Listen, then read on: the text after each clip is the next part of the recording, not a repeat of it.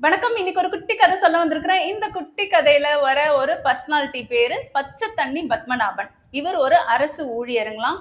இவருக்கு ஏன் இந்த பேரு கிடைச்சதுன்னு நீங்கலாம் யோசிப்பீங்க. நான் சொல்றேன்.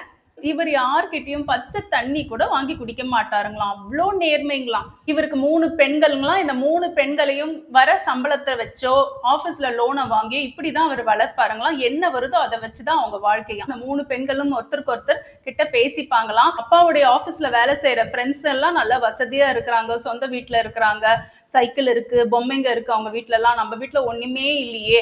அவங்களுடைய பசங்கலாம் நல்ல துணி போட்டுக்கிறாங்க. நல்ல பிரைவேட் ஸ்கூல்ல படிக்கிறாங்க. நமக்கு அந்த மாதிரி எந்த ஒரு வாய்ப்பும் இல்லவே இல்லையே அப்படின்னு சொன்னாங்களாம். இல்ல இவங்களுக்குள்ளார இப்படி பேசிக்கிட்டது மட்டும் இல்லாம அவங்க அப்பா கிட்டயே அந்த மூத்த பொண்ணு கேட்டுடுச்சான். அதுக்கு பச்சை தண்ணி பத்மநாபன் என்ன சொன்னாருன்னா, அம்மா நான் வந்து ஒரு அரசு ஊழியர். நான் லஞ்சம் வாங்க மாட்டேன். என்னுடைய நேர்மை தான் எனக்கு முக்கியம். இல்லாம உங்க ஃபீஸ் கட்டுறதுக்கு சின்ன சின்ன லோன் ஆபீஸ்ல வாங்கி நான் கொஞ்சம் கொஞ்சமா அடைச்சுப்பேன். இப்படிதான் என் வாழ்க்கை முறை.